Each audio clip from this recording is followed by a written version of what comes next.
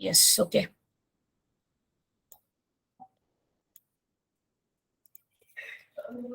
So that planning is what we call as a blueprint. So first thing is they will give out a design, lay out a design, and then only the construction work will start based on that design. That is what my class is also going to be doing in a program. So a class is going to contain everything. For example, I want to write one program. Let us say, for example, I want to find the area of a circle. That is the program. So, what all the things I require for this program? I need certain variables. So, variables are nothing but containers. They are going to hold the data. So, to calculate the area of a circle, I should know the radius. So, I should know the pi value. So, all these things, there is a formula available for me. So, for applying that formula, I should know the values. So, the values are going to be stored inside variables. So, those variables. Then, I want to create a function. To calculate the area, I want to create one function. So, again, it is part of my class. So, all these variables and classes, what is required for writing that program? I will put everything inside something called as a class. So a class is basically a design of my program. So what are the things my program is going to be having? So everything is encapsulated inside a class. So please remember any object oriented programming languages. Everything will be encapsulated within a class, and especially in Java. Especially when speaking with Java, nothing can be written outside a class. In Java is purely object-oriented programming language. That is, even a small piece of code, you cannot write it without the class concepts. So everything has to be given within a class. That is the purpose of a class. So a class is like a wrapper. It is going to encapsulate or it is going to contain everything. Whatever is required for the program's execution, everything is going to be present within a class. Then comes the concept of my object. So, what is an object? An object, we call it as a real world entity. The very common definition that you can find in any of your Google or something. When you type, okay, what is an object? The common definition they say it is a real world entity. Now, what do you mean by this? What are they coming to say by meaning it is a real world entity is nothing very simple. We can make it understand that an object is the physical representation of a class. Physical representation of a class.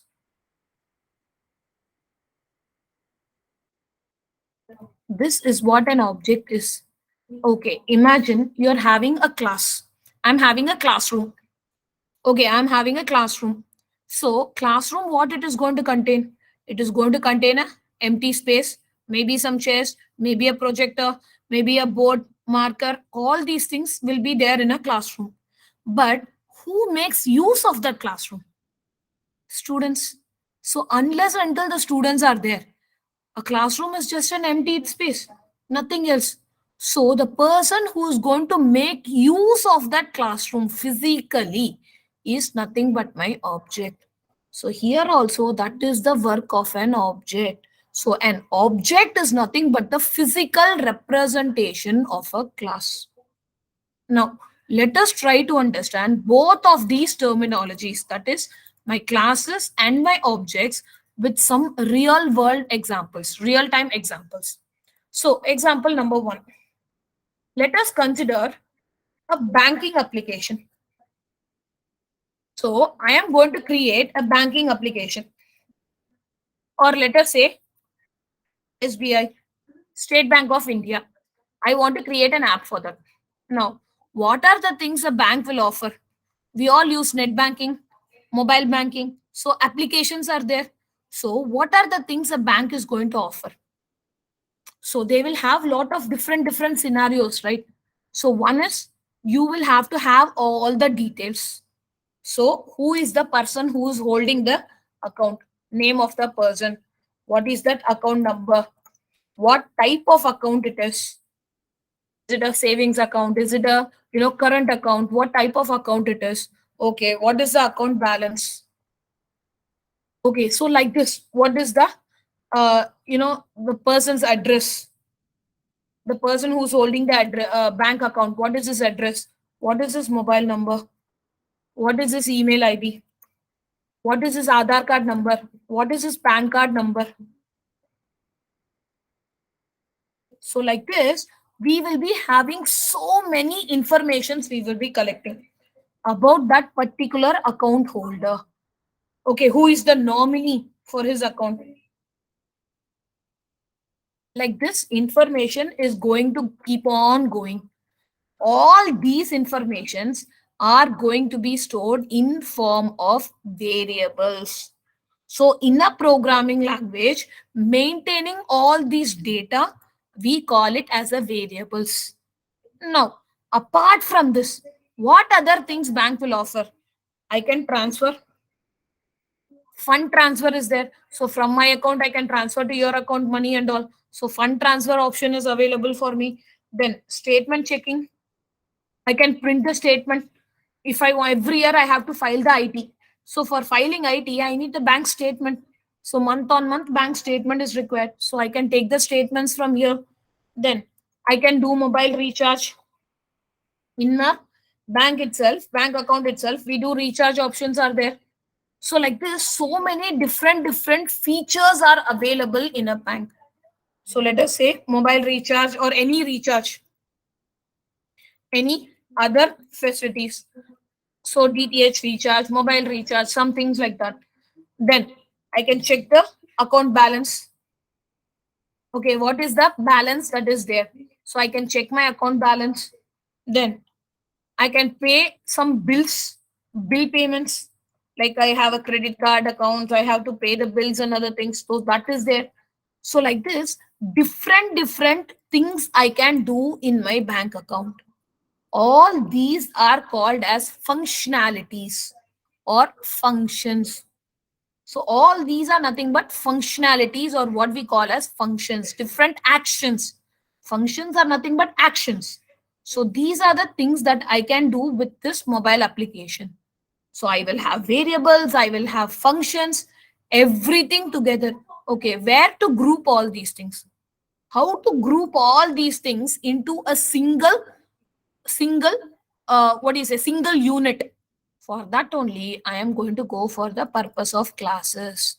So remember, classes are used to wrap the data into a single unit. So wrapping of data into a single unit. So that is what my class is going to be doing. So now I have the application. After creating the application, what will I do? Who is going to make use of this application? Application is ready, but who's going to use that application? For that, you need clients. The bank should have customers. That customers are the object. Please remember, each and every account holder, each and every customer of the bank is nothing but an object, because every person has all these informations. Every individual person have all this information. Every individual person can do all these transactions.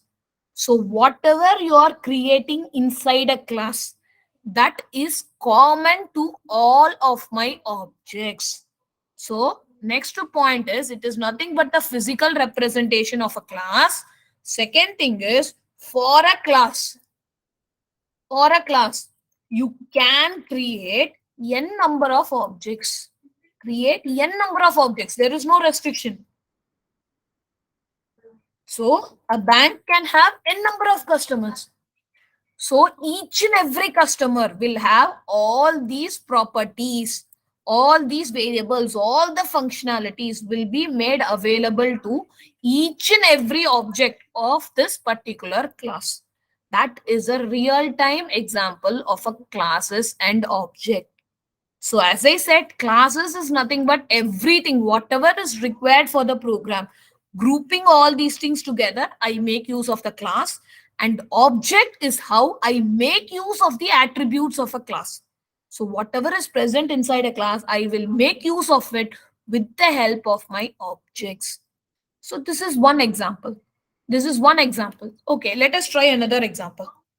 Let us just get to know this concept with another small example.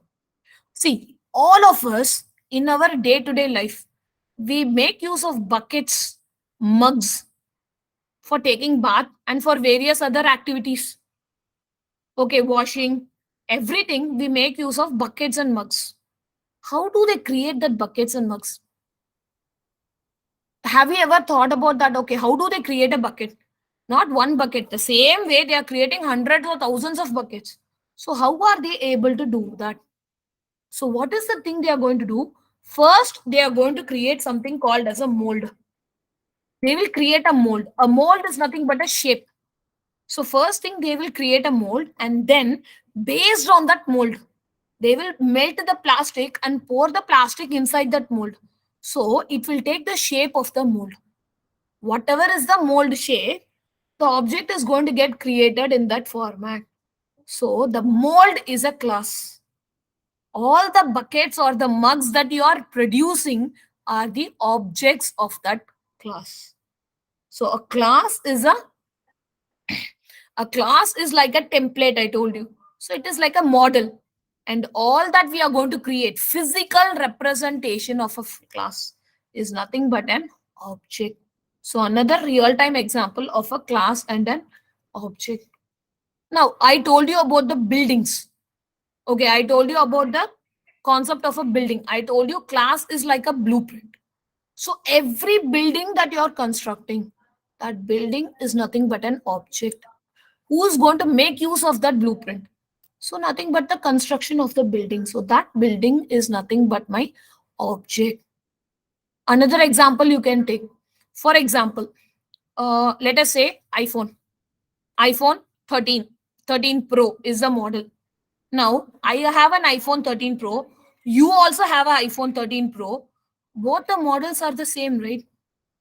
My phone also. When I say iPhone 13 Pro, the phone is going to be the same. Maybe the color of the phone may be different, but all the features present inside that particular model is going to be same. The screen size is going to be same. Whatever it is, the camera quality, pixels, everything is going to be exactly same. No matter how many people have that phone. When I say this model, everybody's phone belonging to that model is 100% ditto. Other than the color, everything else is going to be same. How? They are first creating a prototype of that phone. That prototype is a class. And after the prototype, after the sanction of the prototype, every model that they are creating, that is nothing but an object, a physical representation of my prototype. So again, an example of classes and objects in a real world scenario. So this is how we use classes and objects.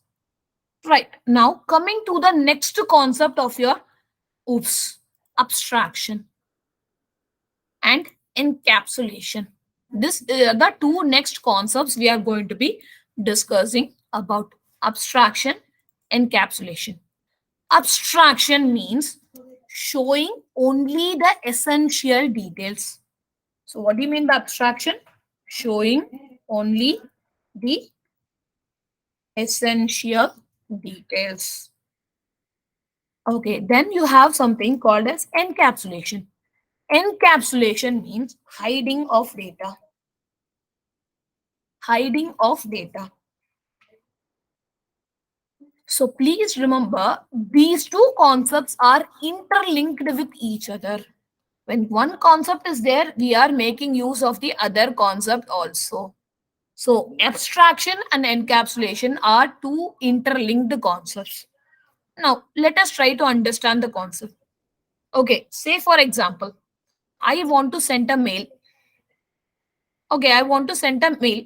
Say for example, I'm canceling today's class. So I want to send a mail to all the persons officially. So for sending a mail, what are the things I should know? I should know how to open my mail account, how to add your mail IDs, how to type the message, click on the send button. That's all, right? I don't have to know how in the background the email is coming from my email and it is getting delivered to you. What is the internal process that is happening? Those things are not at all necessary for me.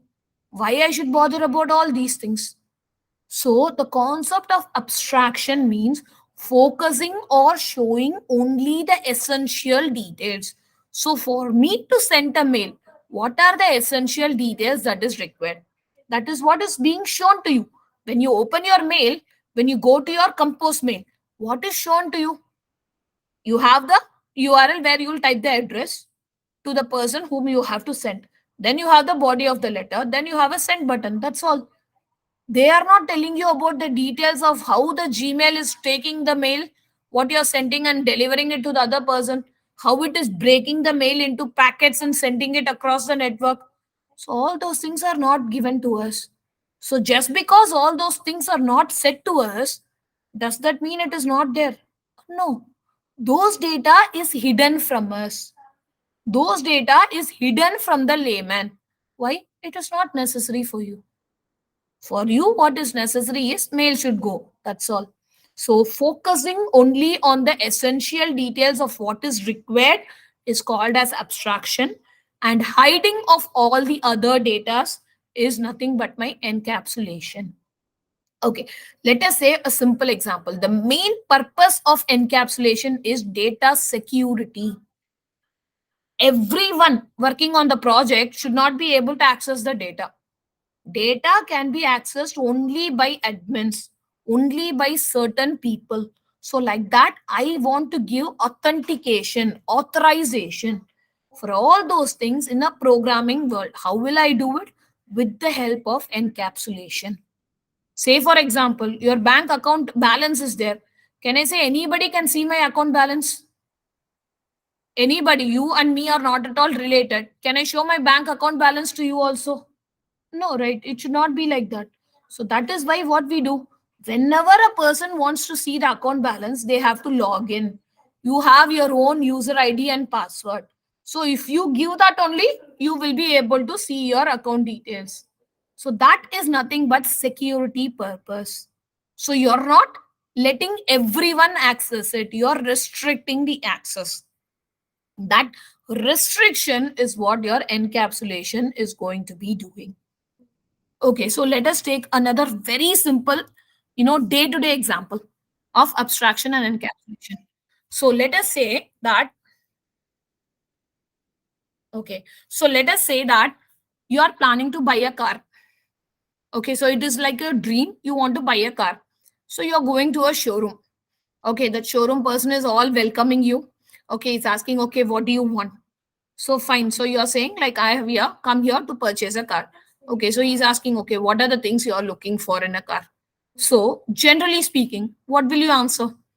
Say probably you might say, okay, this is my requirement. I want at least 4 people to be sitting comfortably, or 4 or 5 people.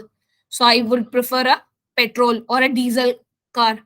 So, like that, you will be giving the specifications, maybe mileage.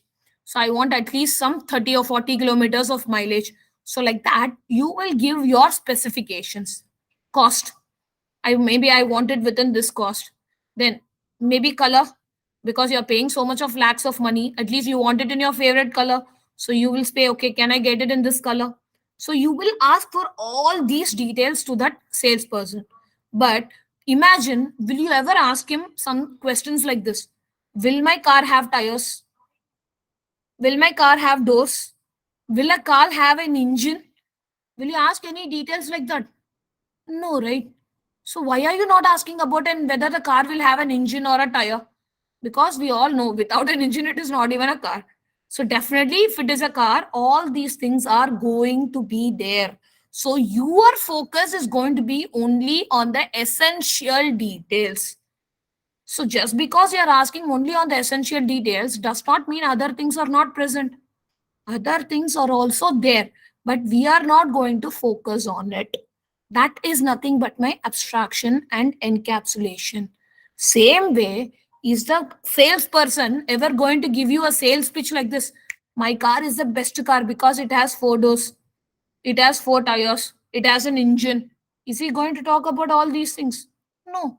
He is also going to focus only on what is necessary or what is essential. Again, the concept of abstraction and encapsulation. So again, I'm telling you guys, the more examples I'm giving you is because this oops concept is 100% mandatory thing when it comes to any interviews. They will definitely ask whether you're a fresher or you're an experienced person. Whenever you're going for an interview, especially based on programming languages like Java or Python, any oops based languages. So this concepts is very important, and they all like you all to explain the concepts with help of examples and not just programmatical examples, because see, the oops concepts are very famous because they are day to day activity programs. What these are the concepts what we use in our in and out of the day, so that is why the concepts reaches there so much. We are able to understand the concept so well that we are able to implement the concept also in a so much better manner. So that is why these topics and these examples are very important.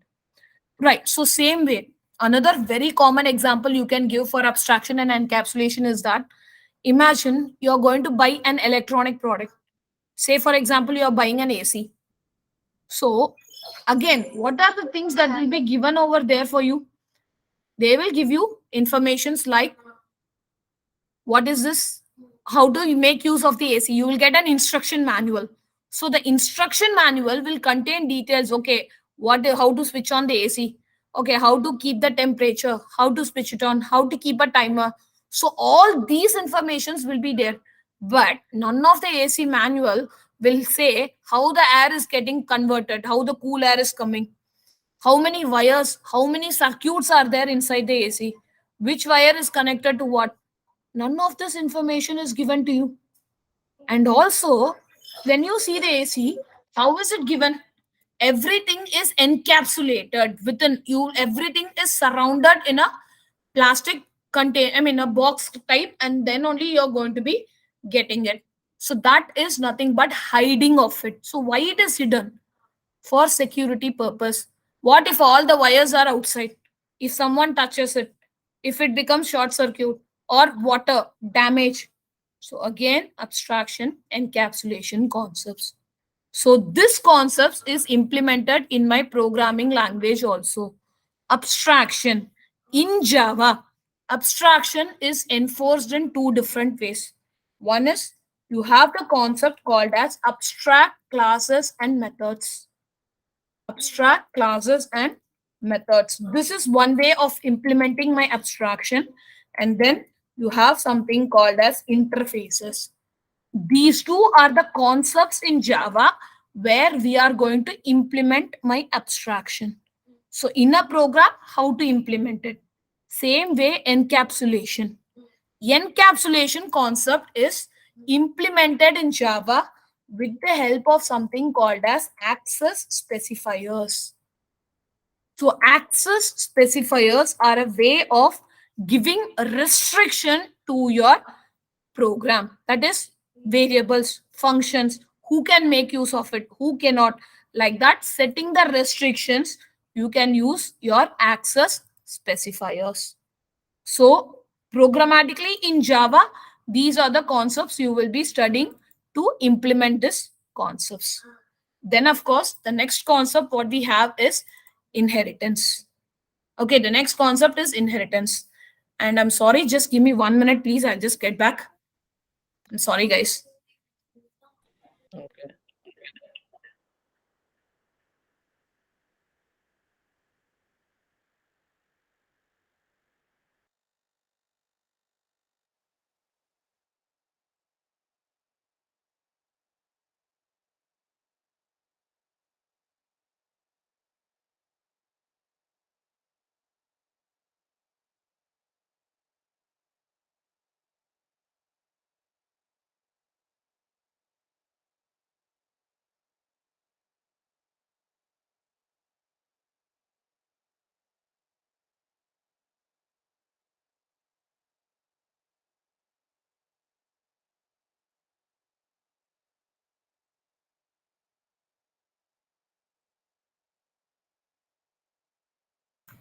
Yes, I'm sorry. So the next concept what we have is inheritance. So inheritance, the main purpose of this concept in a programming language is simple reusability. So the main concept of why inheritance is used in a programming language is reusability. That is, instead of starting the work from scratch, if already some person has done the work halfway through or quarter way through, take that work, construct more on it, and complete the concept. That is what the base idea of an inheritance. Okay, simple example. My father is already having a business. So why I should start a business right from scratch? Take over his business, enhance his business, take it to the next level. Simple to say, inheritance. So I am going to inherit the business from my father or my mother, and I am going to take it further, reuse it and create it as your own and upgrade or enhance it. That is nothing but the simple concept of inheritance. Again, inheritance is our day to day word. All of us might have heard, but this word is very popular with properties. We all compare it with inheriting properties. So the inheriting properties can also be taken like this. See, lot of us, when they see, maybe, old age people who are friends of your grandfather or grandmother, when they see you, lot of people pass comments like this. When I see you, I remember your grandfather or your grandmother. You look like them. Not in the age, I'm saying appearance wise. Maybe your eyes is like them. You are, when you smile, you look like that. So how do they say this? Again, because of the genes. We all are from the same family, so we are inheriting their genes. So their genes my father has inherited from my father, I'm inheriting. So that is nothing but the concept of inheritance. The same thing is there in our programs also. The same concept ditto, this is what we are going to do in our programming language also. So when I talk about inheritance, so please remember, when we are discussing on the OOPS concept, okay, OOPS concept has five types of inheritance. Okay, when I talk about object oriented programming, it supports five different types of inheritance. So, what are the five types? Type number one, we call it as a single inheritance. I hope my screen is visible. So single inheritance. So single inheritance means I will be having one superclass. So please remember, there are some terminologies here that you should be knowing. Parent, super, base. All these three means the same. So when I am going to say it as a parent class, I also mean it as a superclass or as a base class. All these three words refer to the same. Same way, child, subclass, derived class. All these three means the same. Right. So these are some of the common terminologies that I will be making use of in the concept of inheritance. So here, the first type of inheritance what I have is a single inheritance. Single inheritance means I will be having one parent class, and from that one parent class, I can get one child class. One to one. The relationship is one to one. One parent class, from it, one child class. Okay. So what is it inheriting? Whatever is present inside this parent class. I may be having variables, I may be having functions. So whatever is present inside this parent class is given to my child class. Okay, so all the properties of my parent class will automatically come to the child class. So one to one relationship. That is nothing but a single inheritance. Right. The second type of inheritance I have is called as hierarchical inheritance. So hierarchical inheritance means one parent class, multiple child classes, one to many. One parent class, multiple child classes. All are like siblings. See, you may have brothers and sisters. So for all of you, your brother, your sister, everybody, parent is the same. That is what here also we mean. I will be having one parent class, So the properties of my parent class will be shared by all my child classes. So this is child class 1, child class 2, child class 3. All the three class, who is the parent? This is the parent. So the properties of this class will be shared by all the three classes. So that is what we call as a hierarchical inheritance. Right. The third category. The third category of inheritance, what we have is a multi-level inheritance. So multi-level, it is kind of like what we say ancestral relationship. Ancestral, that is my grandfather to my father to me, from me to my kids. It will keep on going like this. Ancestral relationship is what we call as a multi-level inheritance. That is, first you are going to have a root. Let us say this is my grandfather.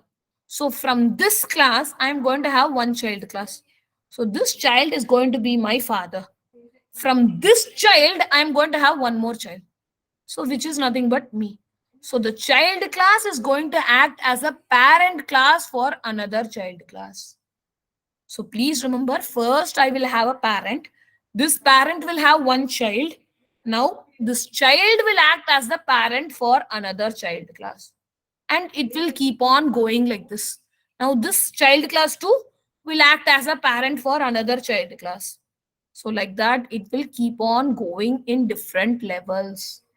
So now what is going to happen here is indirectly subclass 3 will have the properties of my superclass also, will have the properties of my class 1 also. Why? Because it is getting inherited. See, simple as that. My grandfather's properties will come to my father. My father is also earning, so he will also add more to that. Then both my grandfathers and my fathers will be coming to me. So that is what will happen here also. So first my superclass is there that will have its own properties, and when the inheritance is created, so all this property will come to this child class. Now this child class will keep adding its own properties. Now all these properties will be coming to this child class too. So indirectly, I am getting the superclass properties also. So this is how my multi-level inheritance is going to be working. Okay, multi-level inheritance, this is how it is going to be working for us. Now, so this is the third type of inheritance what I have. Now, coming to the fourth type. The fourth type what I have is, let us start with this. Multiple inheritance. Multiple inheritance means many to one. Multiple means many to one. I will have more than one parent, but only one child class. Many parents, but only one child class. That is what you call as a multiple inheritance. Say, for example, my father is also having lot of properties. My mother is also having lot of properties. I am the only child. So what will happen? Properties from my father also will come to me. Properties from my mother also will be coming to me. So two parents, one child.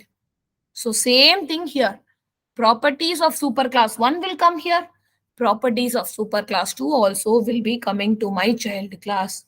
So child class will have access of both the parent class properties. That is nothing but multiple inheritance. And the last type of inheritance what we have is hybrid. Hybrid means a combination of more than one type of inheritance. It is going to be a combination of different types of inheritance together as one single thing. For example, we say hybrid roses. So what is that? Inside one rose plant, I have different colors or different varieties of roses coming. That is the same thing here, a hybrid inheritance. Combining more than one type of inheritance together is what we call as hybrid. For example, for example, just look at the upper part. Only these three classes, superclass, subclass 1, subclass 2. Just imagine these three alone. So this comes under what type of inheritance? One parent, two child classes.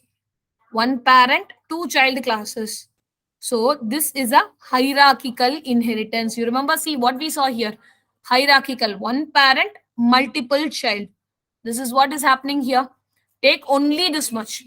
Take only this much. So, parent, two children. So, hierarchical inheritance. Now, look at it this way. Forget the top class. Look at it this way. Two parent, one child. So, this is multiple inheritance. So, a combination of more than one type of inheritance is nothing but a hybrid inheritance. Right. So these are the different types of inheritance that is supported in an object oriented programming, that is in OOPS. Now, when we are talking about Java, coming specifically to Java, Java supports only three types of inheritance, even though five types is there in OOPS. Okay, OOPS language is having five types, but when we talk about Java, Java supports only three types. What are the three types? These are the three types. The three types of inheritance supported in Java is these three: single, hierarchical, multi-level. Hybrid is not there. Multiple inheritance is also not supported. So in Java, I have only three types of inheritance: single inheritance, hierarchical, and multi-level inheritance. Right. Now, when we are talking about inheritance concept, I told you this is OOPS concept wise. Programmatically in Java, we will implement this concept. So when we are implementing the concept, I will tell you why these two inheritance is not supported. What is the problem that will come with these two types of inheritance, and why Java has avoided this. So that we will study in detail when we are discussing on inheritance. All of these OOPS concepts are separate chapters for us. So we will be studying about each and every implementation in detail. Right. Now the last concept what we have with OOPS, that is nothing but polymorphism. So the last of the OOPS concept what we have is something called as polymorphism. So what is this polymorphism? So poly means many. The word can be broken into two ways. Poly means many. Morphism means forms.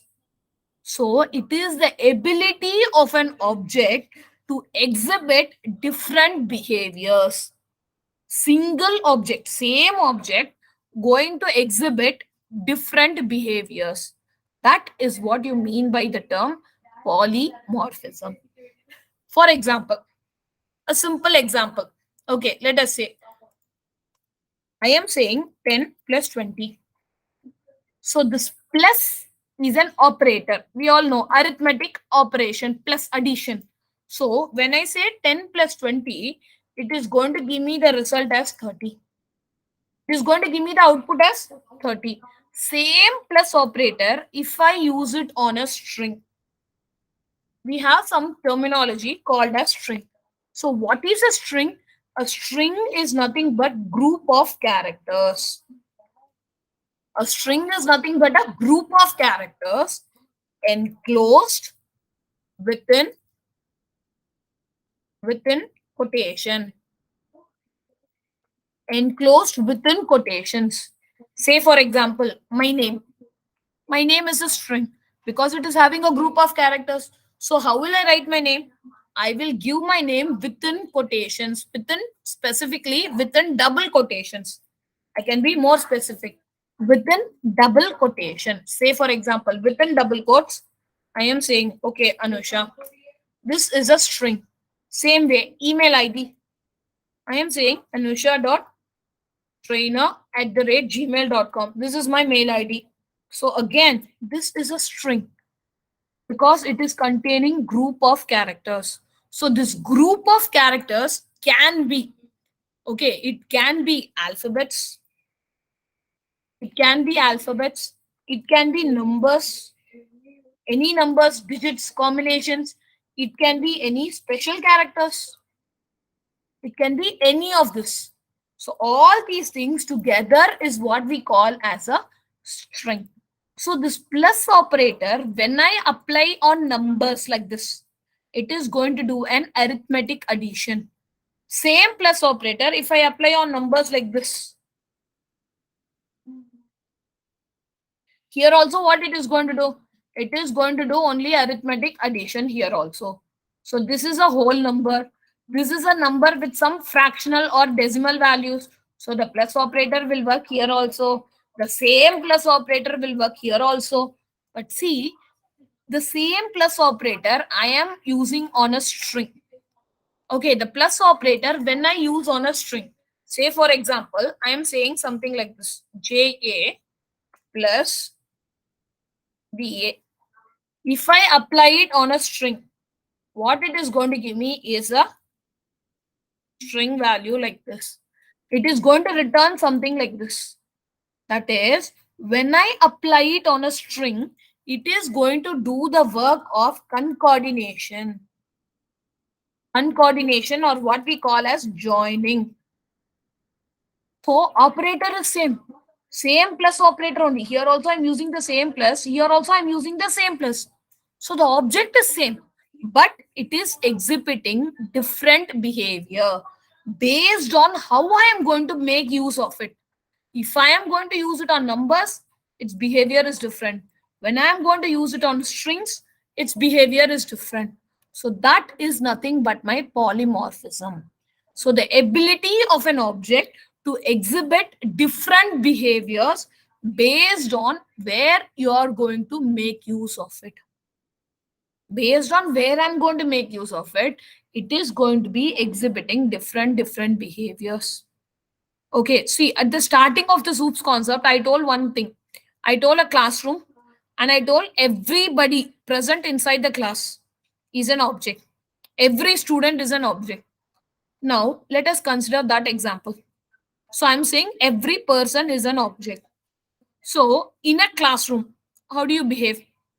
The behavior of a person inside a college campus or in a classroom. How is the person behaving? Same person when you're sitting with a group of your friends. How do you talk? How do you behave? The same person when you're talking with your grandparents or your parents. How do you talk? How do you behave? The same person when you're working in a working environment, you're working in a company. How do you behave over there? The person is same. That is, object is same person only everywhere, but based on where he is, how he is, his behavior, his attitude differs. Nothing but polymorphism. Ability of an object to exhibit different behaviors based on where and how it is being used. That is nothing but our concept here also. So now polymorphism is basically of two types. One, we call it as a static polymorphism. The other one, we call it as a dynamic polymorphism. So basically, polymorphism is of two types, and these are the two categories. Now, please remember the alternative names because when you are attending an interview, they don't know how they are going to ask. So, static polymorphism is also known as compile time polymorphism. It is also known as early binding. So these are the different names by which you can address this concept, static. Same way, dynamic polymorphism. It is also known as runtime polymorphism and it is also called as late binding. Okay, these two are the alternate names for my dynamic polymorphism. Now, when we are studying about the concepts, I will tell you what is static, what is dynamic, and how to implement it in Java. So these two are the concepts. So in Java, how I'm going to implement static polymorphism? With the help of a concept called as method overloading. This is the concept in Java which is used to implement my static polymorphism. Same way, I have a concept in Java which is called as method overriding. So overloading means static, overriding means dynamic polymorphism. So this is a way of implementing my dynamic polymorphism in Java. See, I told you the concepts are the same. Even if I ask in Python also, the same concepts. Polymorphism is not going to differ, but how it is being implemented inside that programming language, that will be different.